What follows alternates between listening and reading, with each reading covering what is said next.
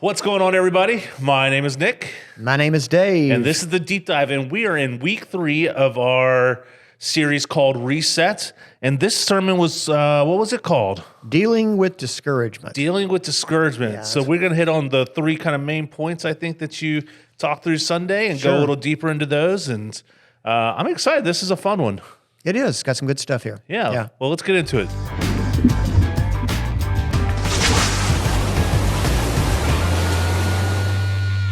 Well, normally we record on a Monday. Today we're actually recording on a Tuesday, so it'll just be on one day off from when you guys will see it. But that's partly because Dave went on a little bit of a trip. A little respite. A little respite with some other pastors, right? Yeah, we have, as a pastor, we have to do continuing education every year. So I've gotten a part of a cohort that is working on Sabbath, looking at Sabbath life. And so I spent the day out on a farm yesterday. Oh, fun. And it was great. Learned a lot about Sabbath, had some good worship experiences, and actually did a little gardening. I planted a garden yesterday. Okay. I did. Some radishes and some beets. I'm not a big beet person. Do you like beets? I don't really. Yeah. But I don't really like radishes either, so. Yeah, but there were other vegetables being planted as well with different clergy. Are you going to start adding this to your personal Sabbath routine now? Or is it just like a practice? I'm interested in gardening. I did this because it is so far out of like experiences that I usually choose to have. Right. It's a lot more contemplative kind of approach to things and learning about gardening and just kind of being out in nature and all.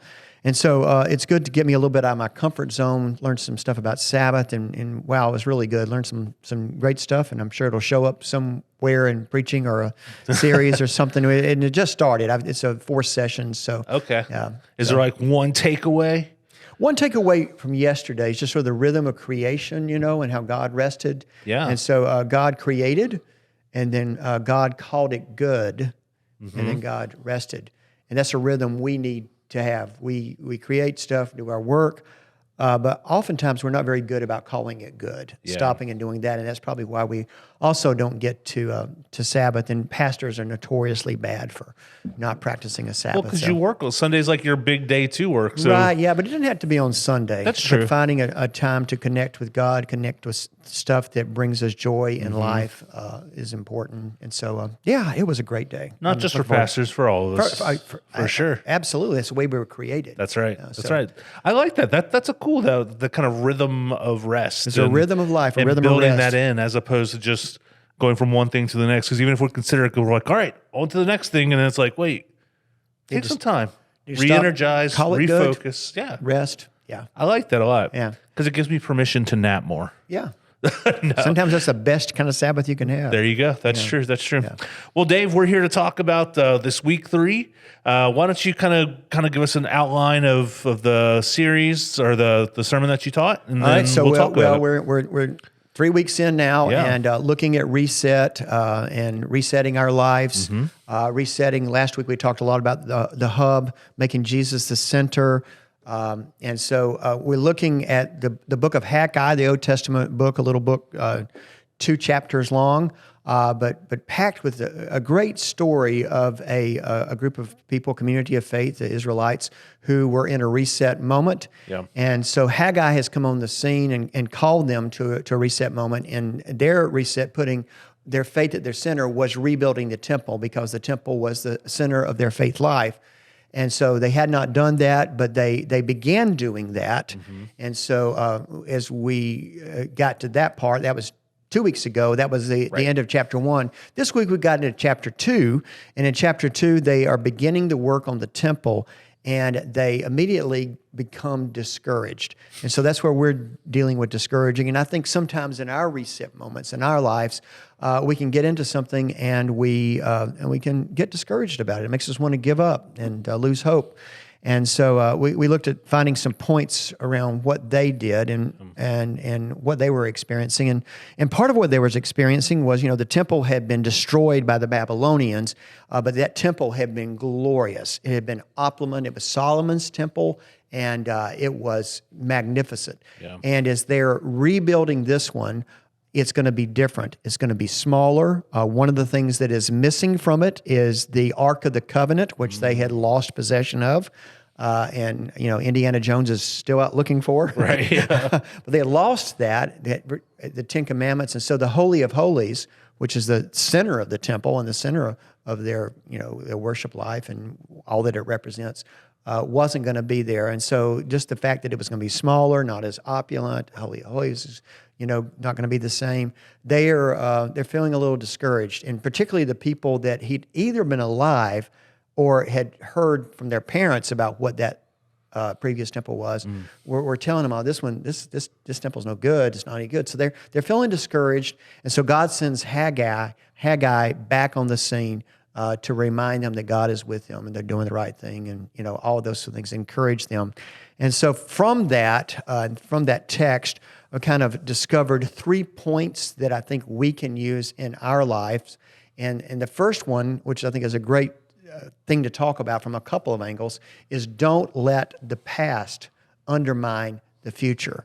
Don't let their past memory of the temple was undermining the future glory that God was going to do. But we do that as well, right? Yeah. Oh, yeah. And we can do it with our failures in life. Sometimes I think that can help us from taking the risk to go forward. You know what I mean? Yeah, I was sitting here as I was kind of reading the notes. We kind of have a note sheet, and this one kind of really struck me because there's so many times that I have noticed that I kind of fall into the same trap that sometimes I call other people out and be like, well, it didn't used to be or it used to be much better, when, I don't know, hypothetically, like when the baseball field had the grass as opposed to the turf, or it used to be better when, you know what I mean? Like I catch myself saying this, but at the same time, I'm like, we got to look to the future. We got to look to the future. So like, I feel this, and I match the discouragement, I think, too, from the text, because I think sometimes if things aren't instantly the way I want it, especially nowadays, we're very used to being, instantly gratified. But like, if I don't catch it right away, like sometimes I get discouraged. I'm like, why is it taking so long to get this right? Or why is it not like it used to be? You know what I mean? So yeah. Well, I feel this. And I think the big example for me is like in church, in this reset moment in church history, as we're trying to, here at Hickory Flat, we are working on living into a new vision. Yeah. But just church after what we've been through the last few years, Sure. and trying to do some new things. And it's easy to look around and see attendance not being what it used to be, or attendance different because we have so many people online, or, and some of the programs maybe not having, the same sort of results that we had in the past. Yeah. And it's easy to be discouraged. And one of the points I made on Sunday was that, yes, our past failures can, I think, sometimes cripple us from taking risk. But I think a bigger thing that can sometimes successes, are the past successes, because if it's different, it's easy for us to go back and say, oh, this is not as good as it was before. And and sometimes, just to be practical, maybe it isn't. But a lot of times, particularly when it comes to spiritual things, it's just different. Yeah. It's just different. God is always doing a new thing. Yeah. And building, and restoring. And so not to be hampered by that, to continue to be faithful and take those steps. Yeah. So sorry, I jumped you a little bit when I said successful, but it was just like, it was catching me. But you're fairly new to the church body overall. Yeah. I kind of grew up in this church, so I've seen a lot of cycles of this church. I remember seeing, even in the small white church that used to be down at the corner where the library was. We came from that church over here because we were growing a little bit, and our church really got up to pretty decent numbers, I'd say. Where we were filling out the sanctuary and 350 per service or so, and I remember thinking, wow, this is great. We're going to keep going. And then one thing led to another. I was pretty young, so I don't know all the inners and outers. I'm sure probably somebody who's watching could fill me in on all of it. But I know still today, I hear about those times compared to where we are. And I think it makes this point doesn't fall on deaf ears. Yeah. Because I think sometimes we can get so caught up in what used to be that we're not focusing on where we can be or where we can go. Does that make sense? Well, it's just allowing, I think, God to teach us what success looks like. Yeah. And so if we're based on like our memory of how something was, and I've been around the church a lot to see, Sure. You've seen a lot of 30 years, but I mean, and even though I've a short time here, I still feel it. Yeah. And based on my past experiences when, there was a kind of a different attitude. One of the things that I said, after what we've come back to this reset moment is that people have changed. Yeah. And people in general have gotten meaner over the last couple of years, it seems like. And so, trying to be loving and kind to one another is a much larger task than it used to be. And so it's easy to say like how we define success, how we imagine God working. Yeah. And so if our only paradigm for that is based on a memory that we had, and there were hard times even when the church was full. Yeah. There were hard times, but we tend to forget those and sort of gloss over the difficulties that were there and only concentrate on like the two or three things that we set as, the things that were truly glorious. And sure. And so, it doesn't mean that the past was wrong or the past memories are bad. It's just that what's happening now is different. And you just can't stay there. Yeah. It's kind of like the stories of those people, who I'm talking about, those people who like never really graduated high school. Yeah. Like they graduated and they moved on, but they're still living in their past glories and stuff like that. I'm like, yeah, I was the backup quarterback of the state winning championship team. And what's that, Napoleon Dynamite, where that uncle's like, I bet you I could still throw this football over that mountain over there, like. Or that Bruce Springsteen song about Glory Days, remember that? Yeah. Yeah, so, but it is, I think, it's a difficult thing because the past was what the past was, and there's parts of things to be. But if we make the past the model for the future, we've got to make it like it used to be. Yeah. And so this is what they're up against, and as Haggai is prophesying to them, is like we need to rebuild the temple exactly the way it was, but that's not the way God was laying it out. And so I think that moves us into the second part, and God comes to them. And one of the things he says is work, for I am with you. And I use that, work, and the point I made was God's word is the power to keep moving us forward. Yeah. But part of what he has said is work, for I am with you. And we need to remember that, keep doing the next right thing. Keep going. And don't forget, I'm with you. Yeah. I'm in this. I've got this. And then he goes on to remind them about the covenant and the promises that he made to them, the Israelites, as they came out of Egypt, out of slavery. Right. And so he reminds them, I've been faithful all this year, and as you're rebuilding this, don't forget, I'm keep my covenant. I am with you. Yeah, it's going to be different, but I'm with you. Yeah. And so, God's word is power for us to remember God's with us, and even though it may be looking different, God is still with us. And can I just say, like, as a church staff member coming out of COVID and all that stuff, like this, what you just said is probably one of the most meaningful things for me to hear. Mm-hmm. Because I think a lot of times I feel like I've been working, but recognizing that God was working with me, beside me, it's like where some of these places where I felt that it's hard or it's hard to think through or whatever, like God's right there. If we're putting the temple back together brick by brick, I lay one brick, he's laying the next one. Do you know what I mean?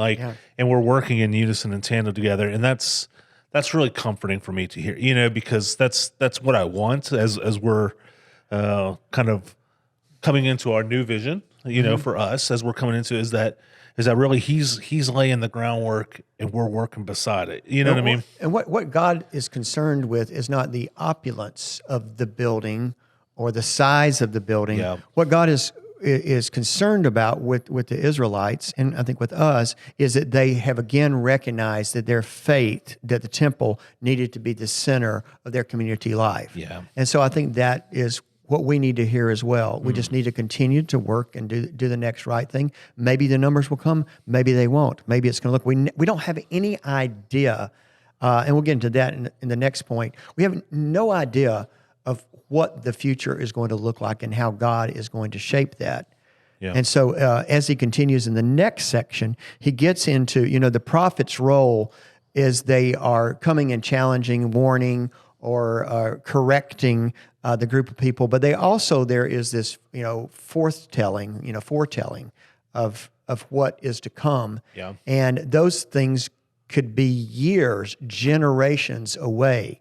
And so the people that are building that building at that time and being faithful in laying those bricks, brick by brick, have no idea of the future that is coming. Right. And God reminds them, he says, the silver and gold is mine.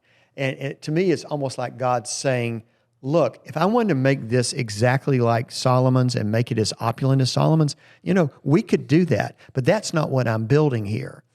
I'm building another kind of future. And so this is the third point that I made that I got out of this was just because the future will be different doesn't mean it won't be glorious. Yeah. And because we've got now the record of the Old Testament and the New Testament, we know what happened in the temple later on. Yeah, it was different than what happened back with the Holy of Holies and the Ark of the Covenant and all of that.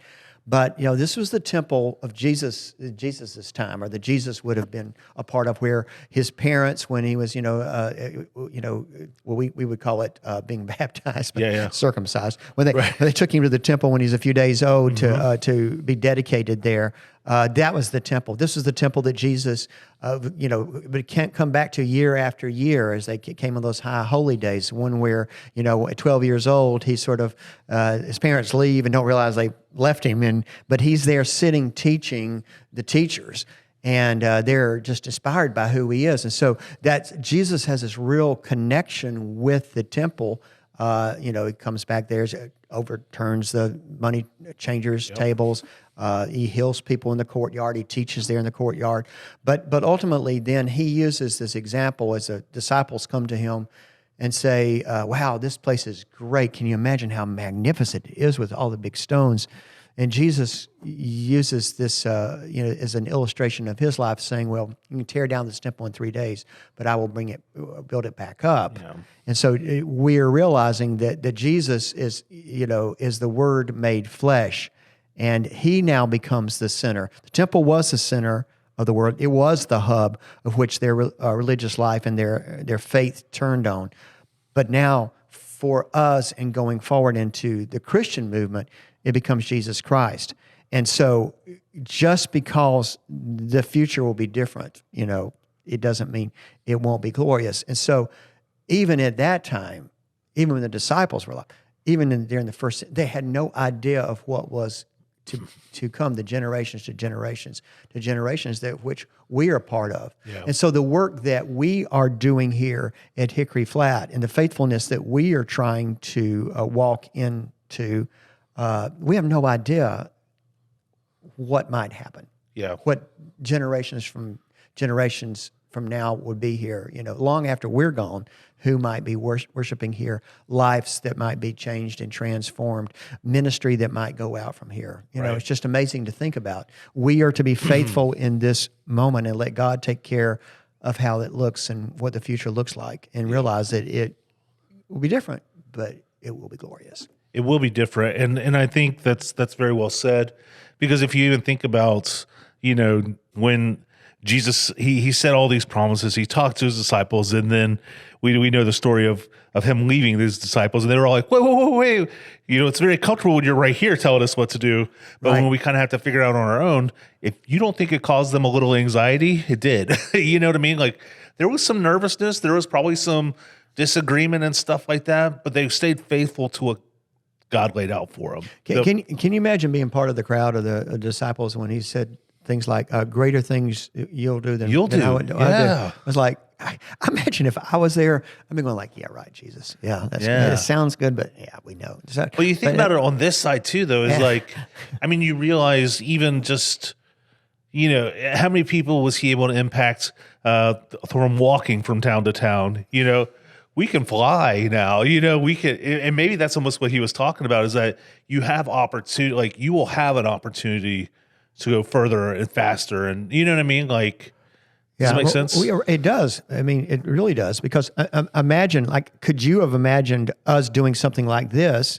That whereas we average 150 to 200 people that watch this every week, Right. and if we were basing it on some other podcast that got 100,000, we would that. But that's 150 or 200 people that we're able to reach in some way, and hopefully makes a difference in By having a people's life. conversation, not in front of all of them. Right. Instead of where it used to be, you had to come down to the church to be around a table somewhere, and you get 10 or 12. So Jesus, in this sort of exponential way in which the gospel goes out, he knew it. Yeah. But we have a hard time seeing it. Now, Yeah. and maybe this is a little bit of a throwback to last week, a tad, but you were talking about the temple kind of being the center of the faith community and stuff like that. And I know we kind of got into this some last week, but I also like, how important is that still for us? Is to think about the church as a center of our faith journey. Well, you're kind of forecasting what we're going to get into this week about, like, I do think, just to give you a couple points there, there's a certain part where it's the relationship that we have with God, our individual relationships. But there is, I think it's you alone, or was it just you? And then, and then there is you in the crowd. Yeah. And that is the corporate worship. I do think there's an importance in that. But, the temple for the Jewish people, I mean, that's where they went to have their sins forgiven. Right. That's where they would come and make sacrifices and, receive forgiveness for their sins. And then through Jesus Christ, we are forgiven through his work on the cross. Right. And so, having a building as the center of our faith life, what the building represents, I think, is important. Yeah. But it's not just the building itself. There's so much more to our faith. Absolutely. So I think that's where the big difference is. Yeah. We're, if this building won't last forever, but God's church will. But Right. like if we decided, if a tornado came, we may rebuild it. We may not, Right. but God's church is going to still be alive. Yeah. For them, the temple was the center of their religion and their faith. So, it was a little bit different, but also there's some overlap that I think is the same for us, that we do need the community and a place where we come and reminded of that and come and receive the sacraments and do life together. Yeah. Well, I don't want you to give too much of your next sermon all right. away. We'll probably ask for a little bit of a preview in just a minute. But, the thing I loved kind of about your third point is that even though that we don't know necessarily what the future holds, that doesn't mean it's not going to be glorious. Yeah. And I think that's something that is something we're going to need to really hold on to. And all, I need that in my personal life, not just my church life or not just my job life or whatever, because it's really easy to think through and process what has already happened because I've already done it. There is some, looking ahead, and I have faith. I have faith that God's got me and all that stuff. But it's still like, but what are we going to do? Like, am I prepared to do it? Should I be preparing now for what that is? You know what I mean? Like asking all these questions of myself of what's that next thing for all of us, because I want to step into God's glorious purpose for me. Right. Well, yeah. And can you imagine those people that were out there laying those bricks? Yeah. And just, how God was using them and just being their faithfulness of like doing this job of working and putting that down. And so,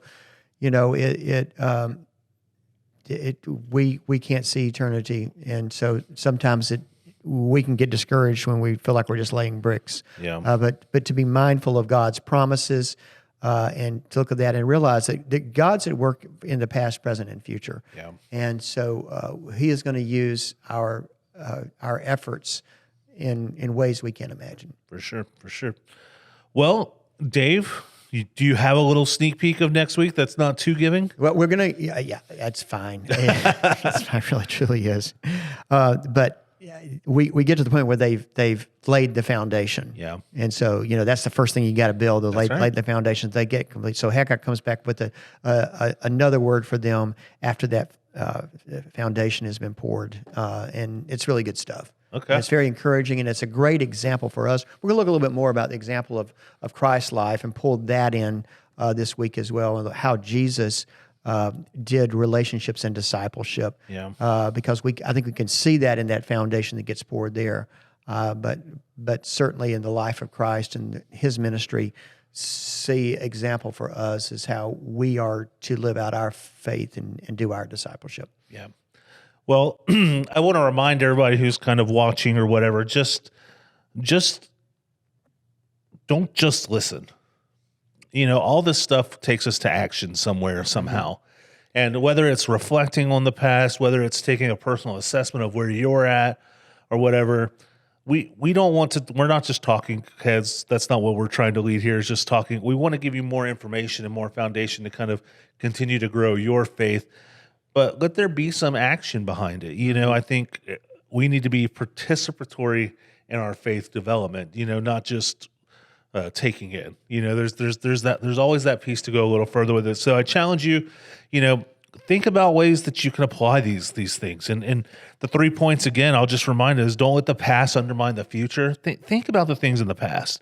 Where were some of your failures, but also maybe some of your successes, and do you stay there? The reminder that God's word is the power to keep us moving forward, and the reminder that God's got that plan, and He's already kind of rebuilding that foundation and stuff. We have His promises from His word, from the Bible, but we have the major word there is that God is with us. Correct. Yeah. Correct. And He God's won't leave with us or forsake us. And then the last one of just understanding that just because the future will be different, it doesn't mean it's not going to be glorious. We know the future is a little unnerving sometimes. Some people get very anxious when they think about the future, but trust that God's going to walk there with you. If He's helping you lay the bricks now, He's going to take you to that next one too. And that's pretty powerful to understand and to know. And but go do it, be a part of it. That's something I think we all need to hear a little more of. Is only dead fish float downstream, as they say. Yeah. So anyway, guys, we thank you for watching. We thank you for always being a part. If you have any questions, comments, concerns, shoot them to us in an email, deepdive@hickoryflat.org. You can also comment on our wherever this is being posted, Facebook and YouTube. And we always appreciate it. Thank you guys for watching. And is there anything else you want to add? Just have a great rest of the week, and hope to see you on Sunday, either online or in person. That's right. And we'll be back next week with another deep dive. There you go. We'll see you guys next time. Take care. God bless.